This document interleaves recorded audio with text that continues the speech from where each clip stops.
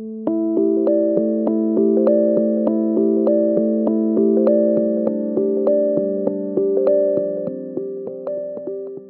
evening, ladies and gentlemen.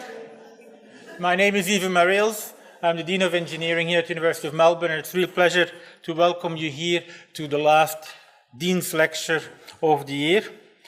Today's lecture is sponsored across the Faculty of Science, Faculty of Medicine, and Faculty of Engineering because of its topic. Let me first start with acknowledging the traditional owners of the land on which the event is taking place. That is the land of the Wurundjeri people, and we pay respect to their elders, their families, past and present.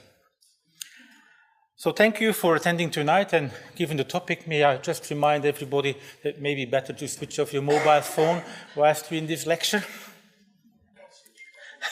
You can switch it back on afterwards, that's right. I also would like to remind people that tonight we are videotaping, and so when you ask questions, you're automatically going to be recorded, and we'll take your asking question as also a form of presenting consent with being videotaped and audio taped. Let me just introduce Dr. Devra Дейвис, who doesn't probably need an awful lot of introduction. But Dr. Devra Дейвис is a visiting professor of medicine at the Hebrew University, Hadassah Medical School, and also in Turkey at the Ondokus Mayıs University. She's an expert studying electromagnetic radiation for mobile phones and wireless transmitting devices at present. She was the founding director of the Center for Environmental Oncology, which was the first such center in the world, and was established at the University of Pittsburgh Cancer Institute. And he was looking at the environmental factors that contribute to cancers. In 2007, she founded a non-profit environmental health trust to provide basic research and education about environmental impact on health hazard. She served as President Clinton's appointee on the Chemical Safety and Hazard Investigation Board in the United States from 1994 to 1999. That was an independent executive branch of the government that investigated all the effects of chemical accidents and how to prevent and mitigate against them. She was also a senior advisor to the Assistant Secretary for Health in the Department of Health and Human Services in the United States, and as such has counseled many leading officials in the United States, United Nations, World Bank, European Environmental Agency, the Pan American Health Organization, and the World Bank. She holds a Bachelor of Science in Psychology, a Master of Arts in Sociology. She has a PhD in Science from the University of Chicago, and she has a Master of Public Health in Epidemiology from the Johns Hopkins University. A lot of degrees. She has also more than 200 publications, and she's been published in Lancet and the Journal of American Medical Associations, which are some of the top journals in the field of medical research. And she, of course, has publications in Scientific American and the New York Times. Devra Дейвис, we're very pleased to listen to the truth about mobile phone and wireless radiation. All yours, please.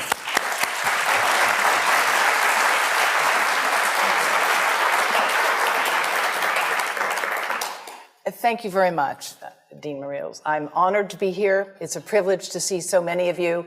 I must say I'm thrilled to be at this great university, which has a tradition of open and democratic discussion, and I look forward to having a frank and full conversation, as we say in the diplomatic world.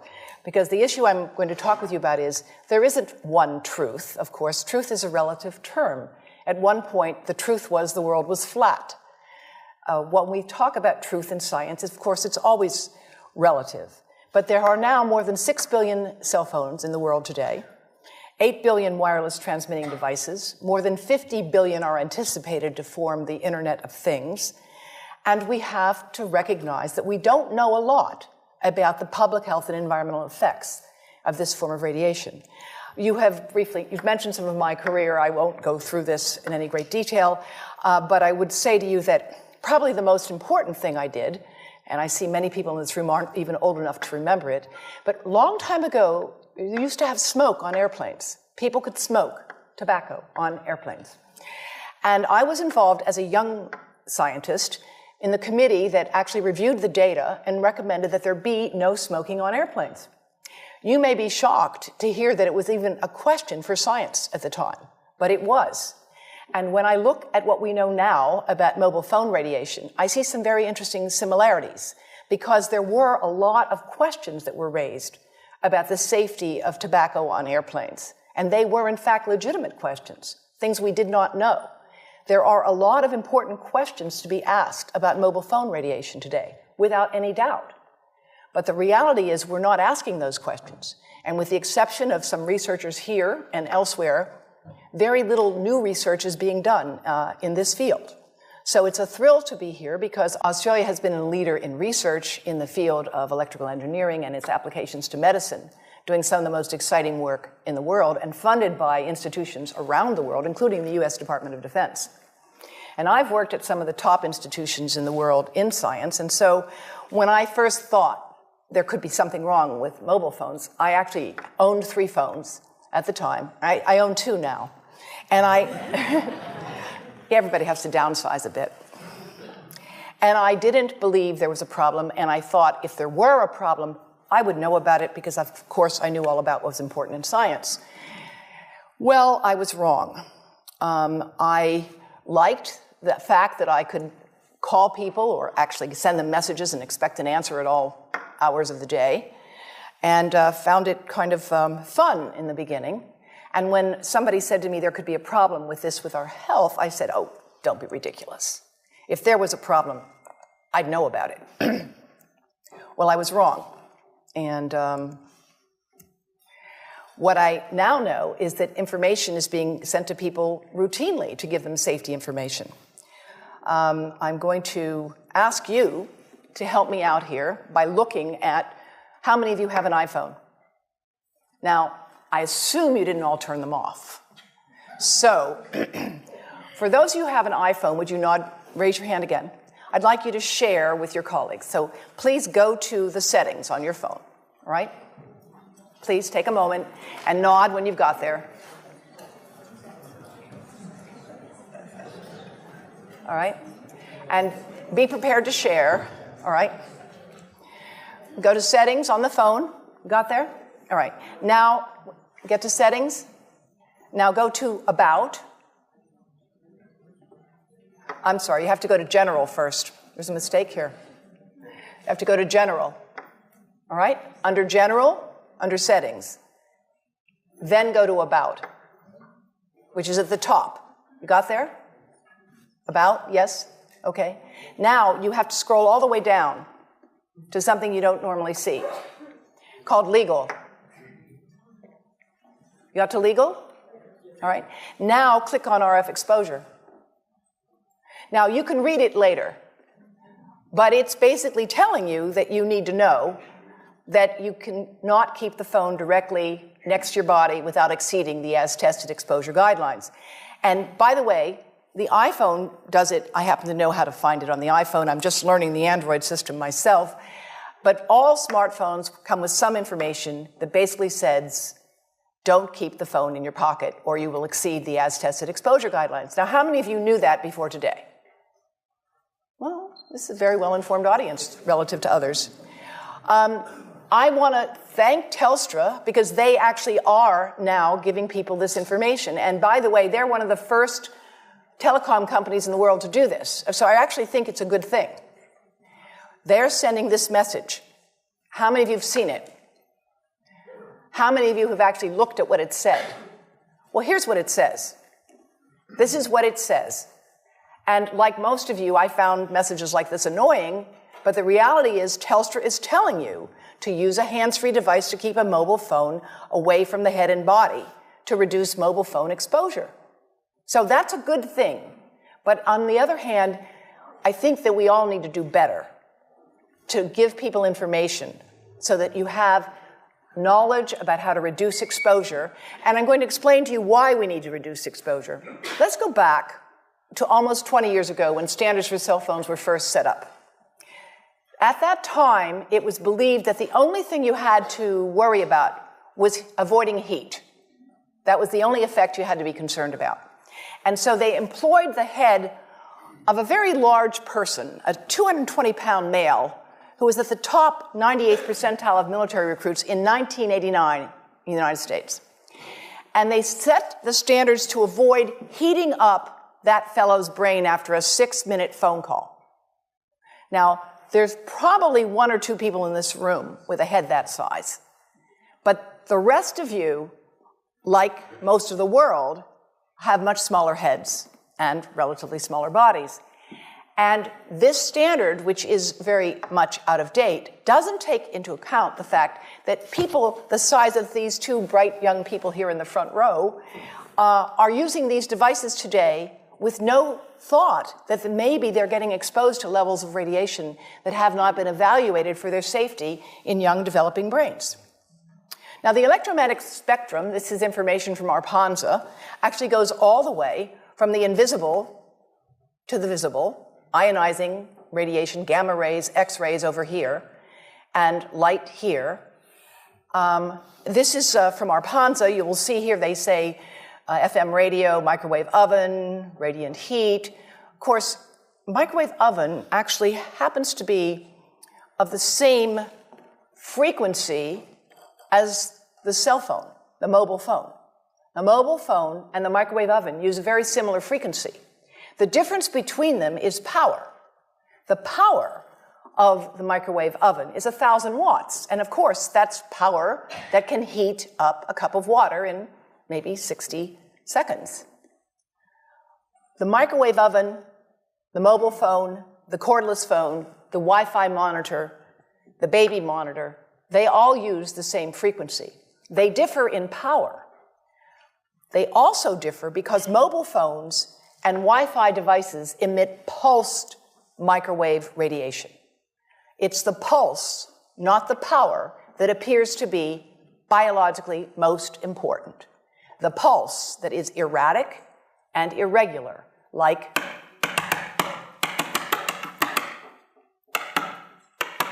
for thousands of minutes a month, for dozens of hours a week, over a lifetime, that irregular pulsed signal may be much more biologically important. And in fact, the continuous wave signals have a lot of therapeutic effects as are being applied in medicine today.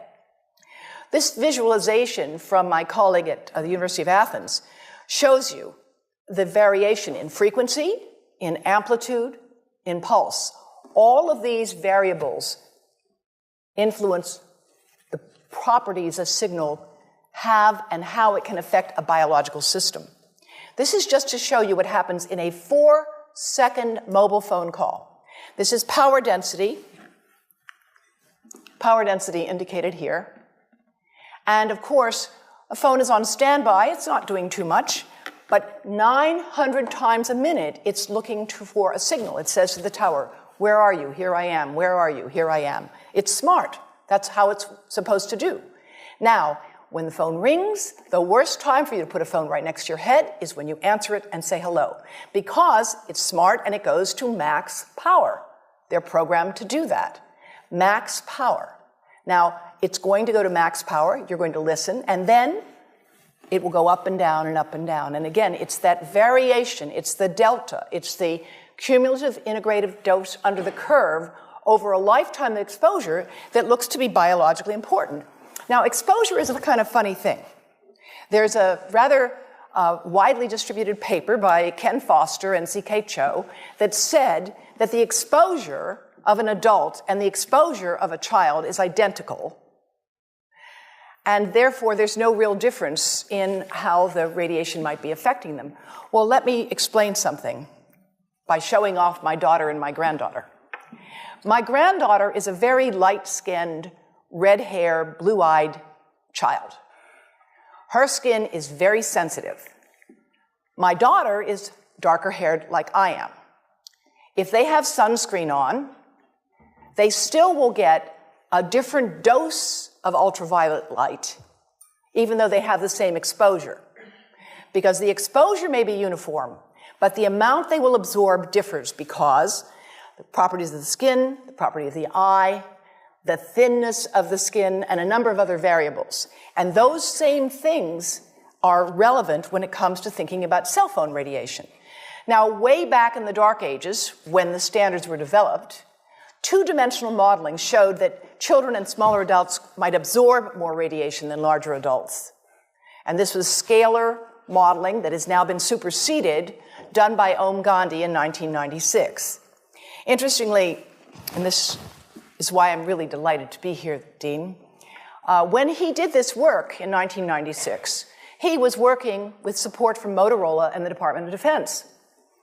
And after he published this, he lost all his funding. That's why I'm really happy when you told me that Australia is not America. Because I think you have an opportunity to do something here in this great country. You have a tradition of independence in science and in this country that we do not have, unfortunately, on this issue in the United States.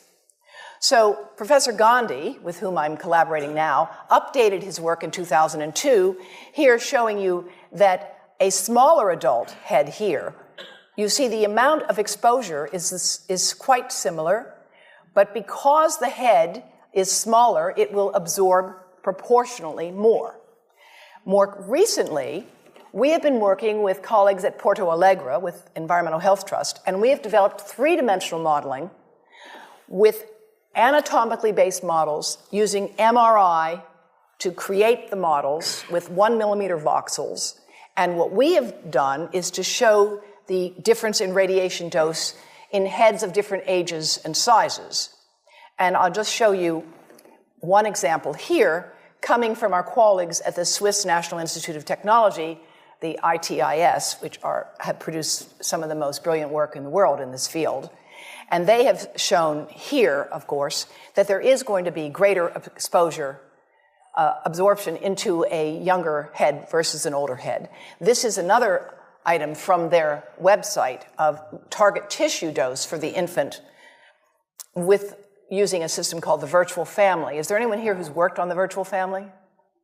Right. It's a really powerful and very sophisticated system that is used today to set standards for medical devices and surgical procedures, but it's not used for mobile phone standards. I find that odd. And I want to show you an example of some of the work that we are doing now that I'm releasing here for the first time. And this is a modeled microwave radiation dose of a 6-year-old with greater levels to the frontal and temporal lobes, eyes and cheek. And watch this here. Now, yellow, white, and red are the hottest, all right? And if you look carefully, you will see it's going into the eye, the nose. Do it again, just so you'll get to see it. And partly into the brainstem. Now, that's just showing you that there's going to be some exposure into that area of a young head. It doesn't tell you that there's any biological effect, right? Now, the next slide is going to show you something that might be of interest to students and faculty here. And that has to do with exposure to the reproductive organs. We call them the gonads. I think you say the testicles, and bone marrow. And look here at the radiation as it gets into the groin area. And that's just from having a mobile phone modeled into the pocket. And this, again, is based on normalized SAR with I think we had a dipole antenna. And there are many different variables you can alter in coming up with this kind of simulation, right? The number of antenna, whether it's GSM, CDMA, whether it's simultaneously operating only one antenna or more than one. But we believe that this is the kind of work that needs to be done and that this institution might be in a position to do it. And my colleagues from Brazil would be happy to share with you the modeling that we have done to date to generate this. But based on this work and other studies that have been done around the world, the United States magazine Consumer Reports recently recommended that nobody keep a phone in their pocket. Nobody. And in fact, if phones were tested in pockets, they would exceed the as-tested exposure guidelines, which is why Telstra has recently issued that advice. Now, when it comes to pregnancy, we're working with Yale University and more than 100 physicians and experts in the United States and around the world who are specialists in pregnancy. And we have been modeling exposure to the head at the end of pregnancy. And at the end of pregnancy, when of course the head, as any woman here knows, is right at the surface, if you're lucky it's at the surface and it's not facing the spine, then you can get the greatest exposure because of course the skin is completely permeable to this radiation exposure. And that's why we've developed the Baby Safe project with colleagues at Yale to advise pregnant women to protect their abdomens from mobile phone radiation as well as from iPads, which I should add, iPads and other devices are called tablets because they belong on tables. They are tested 20 centimeters away from that big guy that I showed you before. 20 centimeters away. They are not approved to be held in the laps of little children, although millions of kids are having them now in schools because the people involved in educational technology and those involved in public health research are not talking to one another. Because if they were, they would understand that you're giving children a two-way microwave radiating device, and if you must give them such a device for learning purposes, put it on airplane mode so that it's not sending and receiving signals as it does otherwise. Now, this is some new modeling, again, that we've developed with colleagues in Brazil, and we can share with you how we've done it. We first start out with the MRI and create the model with 1 millimeter voxels, and this is quite a bit of work goes into creating this, and here is what it looks like after a period of 6 minutes. That's really not as bad as it might look because you see the red area only gets partway through the eye of the adult, right? The one that we're really concerned about is this one with the young child. And this is a 3-year-old brain that we modeled. And you see that by the end of that 6-minute call, the peak radiation, yellow and red, is getting all the way into almost both eyes. And again, this is one call, and it's not going to kill anybody. It may not cause any biological effect whatsoever for 1 call or 2 calls or 3 calls. But the question is, what's the cumulative impact of this kind of exposure? How do we evaluate it? How do we study it? The problem we face is that right now, we're in the midst of an experiment on my grandchildren and your children, and we don't have anybody to compare them with. We don't have a control group in science.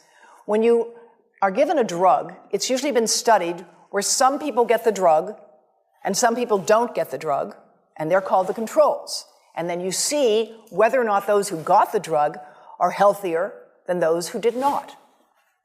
And when you get results, you can conclude, if there is a difference between the exposed and the control group, that your drug has worked.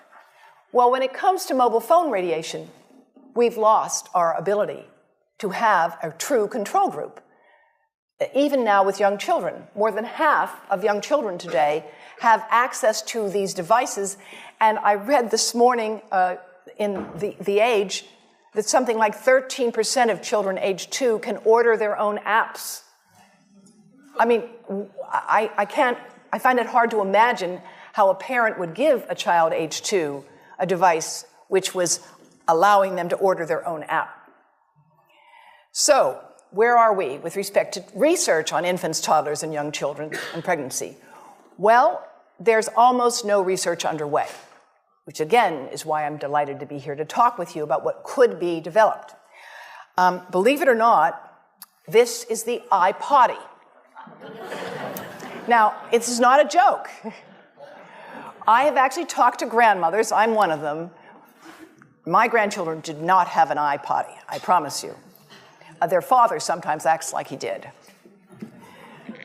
A lot of people today take devices into the bathroom all the time, but there are actually young children who will not go to the potty without their iPad. Does anybody know anybody like that? Any kids? Yes. Is that amazing? And nobody's even thinking about this as what it might mean for radiation exposure. And Parent Magazine called the iPad the best babysitter. I mean, if you need an iPad for a babysitter, you need to rethink having children. I understand giving cranky children something to distract them on a long car trip. But please, put it on airplane mode. Don't think that you're doing something good for your child if you hand them a device and it's a two-way microwave radio. Now, I want to show you something that you may find hard to believe, but of course, anybody who's been around babies lately knows that this is what they do with anything you give them. That's how they learn things. They put them in their mouths. But this is something that you have to watch to believe it.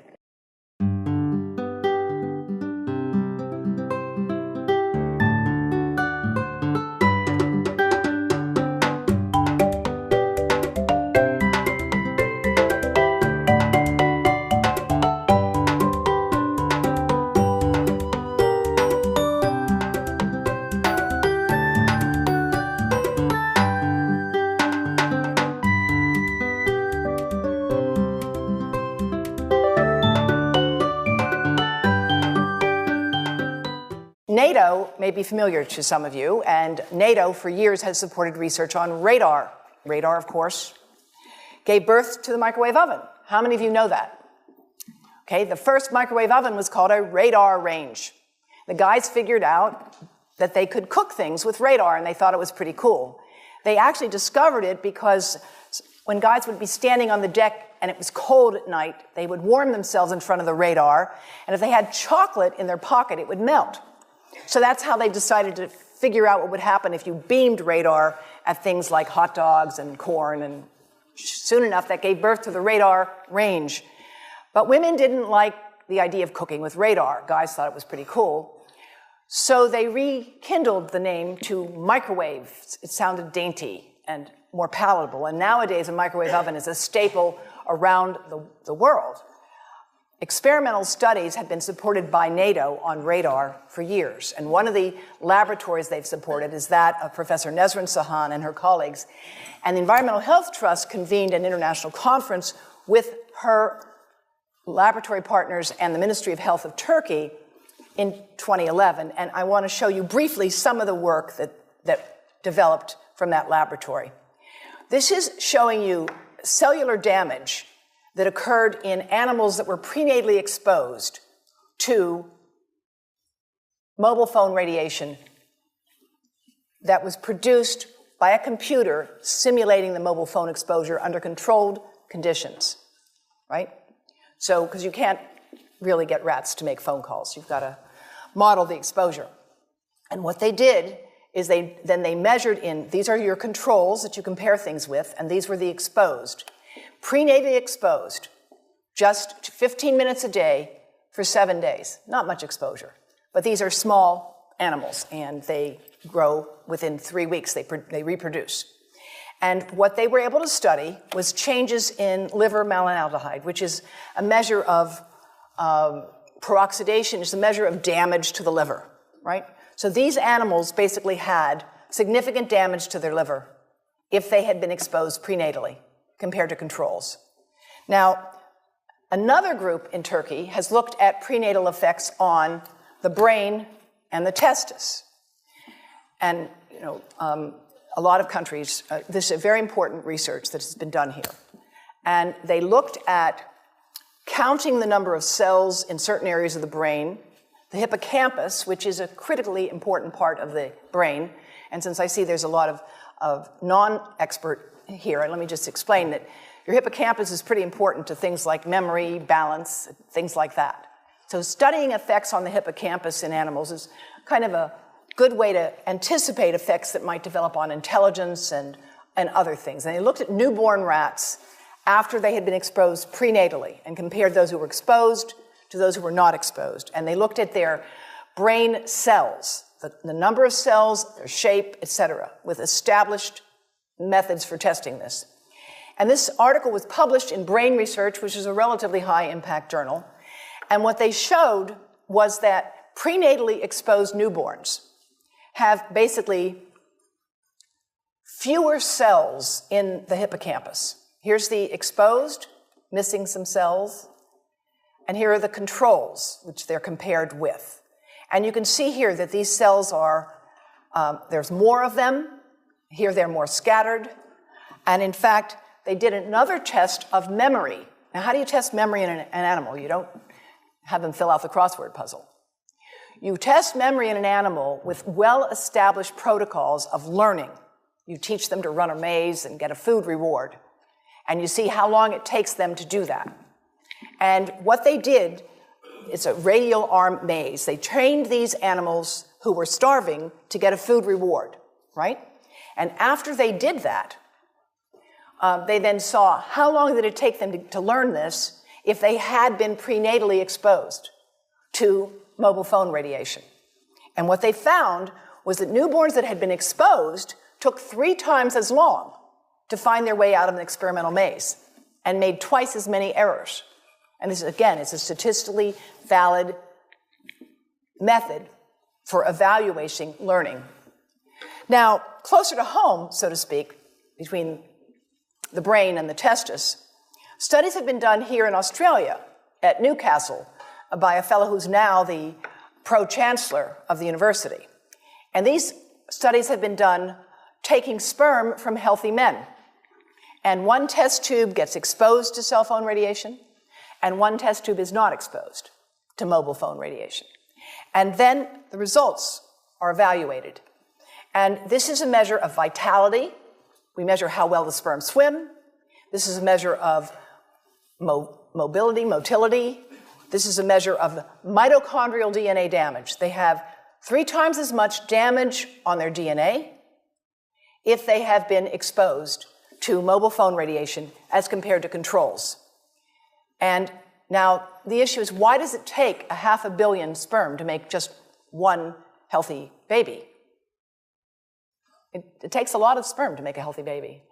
The answer is because sperm don't know how to ask for directions. But they are easy to study. And these research has been done in India, in the United States, at the Cleveland Clinic, and around the world. So many different studies have been done on sperm damage associated with mobile phone radiation that in the 7th edition of the textbook, Biostatistics in Medicine, Stanton Glantz concludes that the evidence linking mobile phone radiation to sperm damage is causal, meaning there clearly is a cause of damage to sperm from mobile phone radiation. Now, we have a lot of uncertainties in this field. The truth is, we have a lot of uncertainties, but not about sperm. There, the evidence has become rather strong, and it's become clear, so clear that the Indian government has issued warnings about this, that clinics that deal with reproductive problems are routinely advising young men to get those phones out of their pockets, recognizing that this is a hidden hazard to healthy reproduction. This is the data from the Cleveland Clinic showing that men who keep cell phones in their pockets the longest have the lowest sperm count. And again, there are many other studies with similar results. So we can debate legitimately the question of brain cancer, and I would welcome an open and honest debate about that question. But when it comes to issues like this, there really is not much to debate.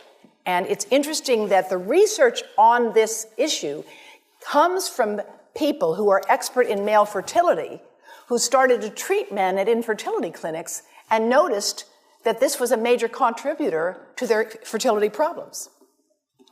Now, experimental studies have been done also in India to confirm this kind of damage, not just looking at prenatal exposure or early life exposure, but taking middle-aged rats, 70-day-old male rats, that's middle age for a rat, and exposing them 2 hours a day for 45 days to a computer-generated mobile phone signal. And those results show lower testosterone, which is a very important hormone for a male. Men and women both have testosterone. Men just need a lot more of it. And also increases of DNA damage as measured by certain enzymes. And the offspring had lower fertility. And this is just to show you, this is a normal testis. You see the boundaries, the cell wall. It looks very nice. And this is after microwave radiation exposure. So there are some pretty stunning images that have been generated in the basic biology literature when it comes to these kinds of effects. Now, the breast. The breast is mostly fat, contains a lot of fluid. Things that contain fat and fluid cook faster in the microwave oven. Now, a cell phone can't cook anything, all right? Mobile phones do not pop popcorn. That was a fraud. They don't make any heat that we know of, otherwise they wouldn't be permitted. But they do go through things that contain fat and fluid. And we are now working at Environmental Health Trust with scientists at the University of California, San Francisco, scientists at formerly the president of the American Cancer Society of California, because we are seeing women who keep cell phones in their bras. Has anyone seen a woman put a cell phone in her bra? Hands up, please. Please tell them you've heard now why they shouldn't do that. And here I want to show you our first case report from 2009, and we now have many more. This was a Chinese-American woman who used her cell phone 4 hours a day in her bra for 10 years while she was driving. Now, and you drive with a phone on your body. The phone is smart. It's going to go from one tower to another, and it's going to say, here I am, where are you, here I am. And it's going to be going to max power each time it moves from one cell tower to another. And there it was right next to her chest. And the tumors that developed right under the antenna of the phone. Unusual tumors. Well, you know, that's a very good question. Does it apply to males who would put the phone in their breast pocket? We actually have cases now of men with unusual skin cancers or unusual growths where they've kept their phone in one place. And again, if they were phones would not be past testing approval if they were to do that. Male breast cancer is very rare. Very, very rare. But we are seeing some reports of cases. And here, unfortunately, this is an MRI of a young woman, a very brave young woman named Tiffany France. When she was 21, she's now 22, she developed metastatic breast cancer. This is metastases into her chest wall right here.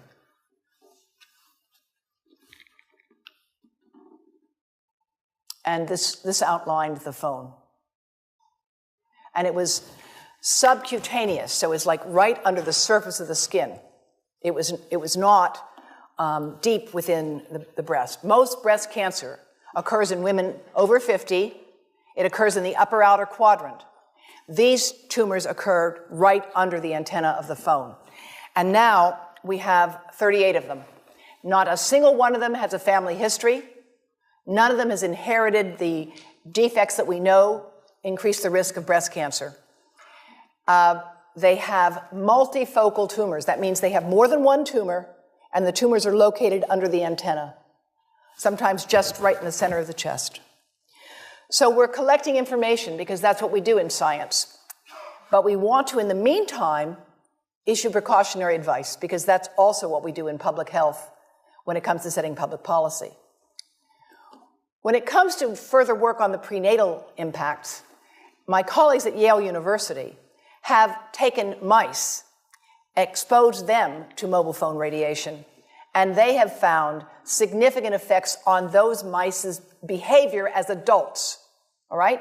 Prenatally exposed mice have hyperactivity as adults. And these are some of the data. They have worse memory, they're more hyperactive, they have more anxiety, but they don't have much fear. It's kind of interesting. And because of that, that is why we've developed the Baby Safe Project, working with colleagues at Yale University and around the world. Now, how many of you had heard that in 2011, the World Health Organization had reviewed all of the evidence and decided that mobile phone radiation was a possible human carcinogen? How many people had heard that? Okay. It's interesting that that information isn't more widely known, and we can explore the reasons for that perhaps at a later time. But the fact is, the group that reviewed this evidence for the World Health Organization looked at all the evidence at the time in 2011. And At that time, they said it's important to conduct additional research and it's important to take pragmatic measures to reduce exposure. Now, that's why it's wonderful that Telstra is giving this advice, but we are not conducting additional research. And in fact, the World Health Organization itself is no longer conducting a leading study on brain cancer and mobile phones. Environmental Health Trust, the organization that I head, published an article in 2013 saying that we think that mobile phone radiation is a probable human carcinogen. And I want to show you briefly the reasons why we reached that conclusion. These are studies published since the World Health Organization IARC review in 2011. So these are newer studies. Here, Hardell from Sweden and Serenat from France. And what these are showing you is that the relative risk of developing brain cancer with more than 1,640 hours of lifetime use of a phone is almost 3 times higher compared to people who did not use mobile phones. Now I know this seems like very confusing. These numbers don't make a lot of sense to many of you, but really the way you get these numbers is it's like waiting for the grass to grow.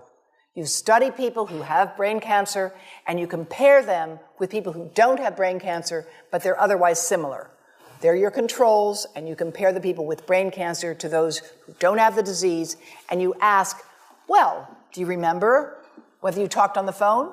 It's not a very precise science. Actually, there's a lot of problems with what are called exposure misclassification. It biases you toward the null hypothesis. The reality is it's a very poor way of doing research, but we don't have an alternative at this point. And what we need to do is to get the cooperation of telecom industry to get billing records. So we actually have real data instead of asking people to remember how much they use their phone.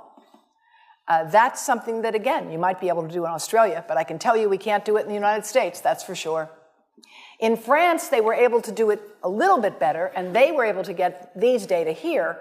And interestingly, if people started to use phones regularly before age 20, as most of the world is doing now, there was 4 to 8 times more brain cancer after they had passed 10 years. So now, why is there no increase in brain cancer that we can find in the general population today? Because there is not. And after all, if mobile phones really are important, why don't we have an epidemic today? Well, let me tell you why. First of all, brain cancer takes a long time to develop. How do we know that?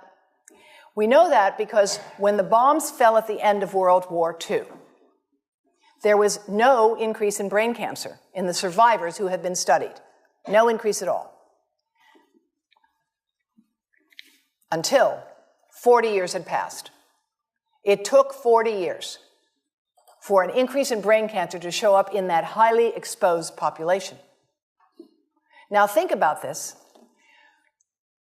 Today, the number of people using cell phones today and using them heavily today is very different than it was even 5 years ago, even 3 years ago. Now you're being encouraged to have unlimited talk and text, right? You didn't have unlimited talk and text 5 years ago or 10 years ago. So the uses and the users of phones are changing radically. In fact, most epidemiologic studies find no increased risk of brain cancer from mobile phone radiation. They don't. Until 10 years of heavy use. And by the way they define a cell phone user in these studies, I'm not making this up, is somebody who makes 1 call a week for 6 months. Yes, yes. 1 call a week for 6 months. That was the definition in these studies, which, by the way, don't find any increase. All right? So I'm not saying this to say that they did a bad job. I'm saying that we are challenged here with how do you do a study of something that's rapidly changing while you're studying it. The technology has changed, The way people have used it has changed. We never anticipated having infants and toddlers in cribs using these things. Nobody ever anticipated that. There's never been any modeling of the brain until we did this right now. And when I first said to my colleagues, by the way, it took us 4 years to get this work done, and 4 years ago I said, let's do that modeling. And they said, what are you talking about? Why would anybody want to model an infant or a 3-year-old using a mobile phone? I said, you wait, unfortunately. And so now we have a market, because the adult market is saturated. Australia already has more phones than people. It does. And so the market expands to the infants and toddlers. Now I want to share with you some of the work from my colleagues in India. Dr. Sharma is the Senior Deputy Director General of the Indian Council of Medical Research. And this work, Malka, I think will be of great interest to you because of the work on honeybees. We don't just have to wait for brain cancer to take 40 years to come up with answers. Honeybees have the advantage of being relatively easy to study, and there actually are established protocols for doing this. And I'm going to share with you some of these data, and they have been developed by colleagues from a number of countries. Honeybees have different characteristic dance patterns, and they have different jobs. There's the worker bees, and there's the bees that make the honey, and there's the bees that protect the queen, and I don't know all the details, but here's what I do know. If you try to study these under controlled conditions, you can take hives and put a mobile phone in some hives and a mobile phone in other hives that's not on, and what you can find is that after exposing the honeybees to an operating mobile phone, the workers don't come back to the hives. Now, this ought to be of great concern because agriculture depends on honeybees. I think you in Australia have a new business that's developed, I know it in the United States, where people drive trucks around with hives in it to fertilize crops. Have you heard of this? They drive them around because the honeybees are disappearing. Now, there are many different factors that affect honeybees. Climate is certainly one, pesticides is certainly another, but mobile phone radiation could be yet another, and we certainly need to find out if that is the case. 10 minutes of mobile phone radiation daily for 10 days, worker bees did not return to test colonies. And this would be something that could easily be replicated. So now we have to deal with the reality. There are many inconsistent results. I'm not just skimming the cream here and showing you the positive ones. There are a lot of studies that find nothing at all. Nothing. Why? Well, first of all, sometimes they study different cell cultures. So if you're looking for adult cells, they may be much more robust than if you're looking at neuronal stem cells. And that turns out to be the case. Sometimes they're using different exposures. If you're looking at continuous wave versus digital pulse signals, if you're looking at a square wave versus a sine wave. There's also another fact we have to talk about, which is yet another reason why I'm glad that Australia is not America. Sponsored research, this is to put it politely, can induce publication bias. Another way to say this is that where you stand on an issue depends on where you sit and who's bought your chair. And there's a tremendous amount of sponsored research by people who are hired to do studies to find no effect. And that's plagued this field in a number of countries, including within the government itself. So I don't know about the details here with Arpanza, but I can tell you in the United States today, the gentleman who is directing the Federal Communications Commission, Tom Wheeler, was for 10 years the executive director of the Cell Phone Telecommunications Industry Association. And now he's in charge of regulating those devices. So it's challenging to have a neutral playing field under that circumstance. One example, the US Congress asked for a study of what needed to be done on mobile phone radiation in 1993, in 1998, in 2002, in 2012. That's how many times they've asked for that study to be done. So each time a study is done, And each time the conclusion is reached, we need more research. We need more research. Well, that's my bread and butter. Of course we need more research. But if instead of funding the research, all you're doing is calling for it, then it becomes a bit of a smokescreen. So that's part of our challenge on this issue. It's a lot easier to call for research than it is to carry it out. This research is hard to do. It's not simple. There are real complexities to this field. Unfortunately, at least in the past, industry had a very clear strategy. And in my book, Disconnect, I document and quote in the new afterword that in 1994, when industry first became aware that there were studies suggesting that mobile phone radiation could damage brain cells of rats, a memo was written to, quote, war-game the science. War-game the science. This issue is far too important to be gamed. It's not a matter of war. It's a matter of the future health of your children and grandchildren. And that's why it's really a special honor for me to be here today to talk with you about what could be done. Here are some of the policy responses that have developed so far. There are right-to-know laws and policies. Labeling is spreading. Headsets must be provided with all phones in a number of countries, and I'll get to those in a moment. There are changes in hardware and antenna design and software, operating systems that can be developed. And there are also changes to what we demand for proof, of evidentiary burden. Any lawyers here? Right. So the evidentiary burden that's being required for proof of harm is changing. Do you really want to have to prove that there's a significant increased risk of brain cancer before taking steps to reduce exposures to prevent that harm from happening? That's really the question. How much evidence do we need before taking precautionary steps? And that's what brings me back to my days at the National Academy of Sciences when we seriously looked at the evidence on passive smoke and airplane travel. We only finally took steps to act when it became clear that children of smokers were hospitalized more often. That was the evidence that we had to have.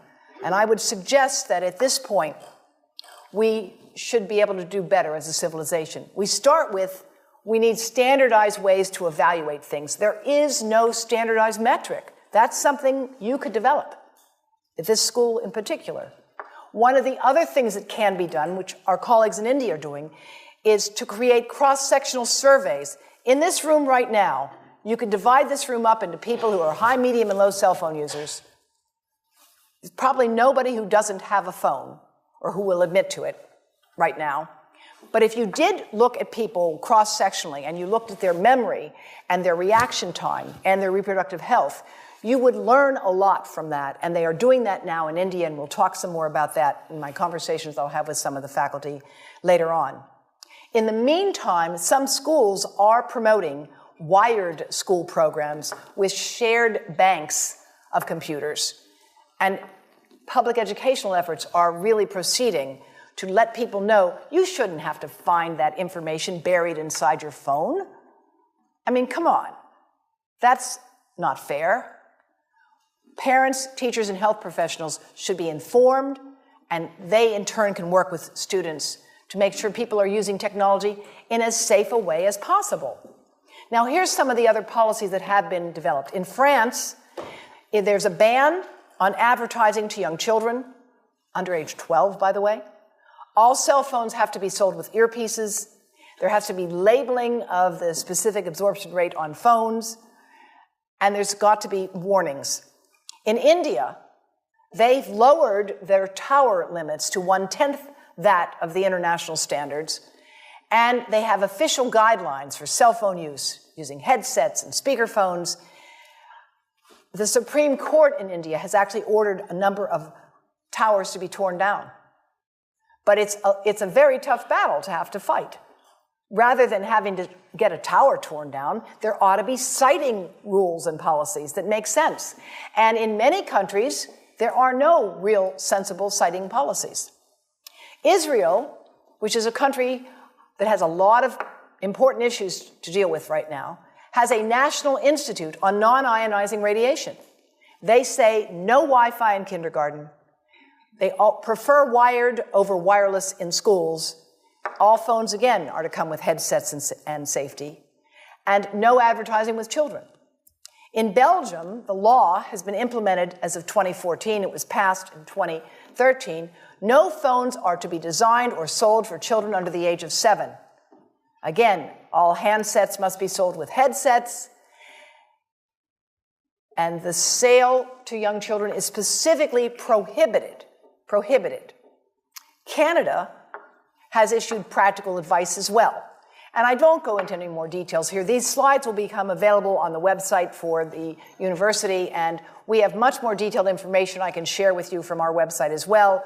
The Canadian Parliamentary Health Committee has urged that there be a recognition that this is a, quote, serious public health issue. And we agree. And I testified before the Canadian Parliament on this issue, and I was pleased to see their report agree with that point. Now, in the United States, a U.S. District Court has recently ruled that even if there is a reasonable possibility that cell phone radiation is carcinogenic, the time for action in the public health and regulatory sectors is upon us. And I think that that is a very important idea that we should all be aware of. Let's not debate the kinds of evidence we have now about brain cancer. I agree, that evidence can be debated. But we have enough evidence of damage, and these other countries have taken steps now. They can't all be dismissed. Berkeley, California has unanimously passed the cell phone right to know law. It's called an ordinance, requiring notification that if you carry your phone in your pants or shirt pocket or tucked into a bra when the phone is on, you may exceed the federal guidelines for exposure to RF radiation. This is a website that has all of the fine print warnings, so far as we know them, available. Environmental Health Trust is working with others to share this information. We hope you'll share it with all of your friends and family. This is the Baby Safe project that we have underway. And now, just so you understand that this is not a question of being anti-industry, here's what industry is doing.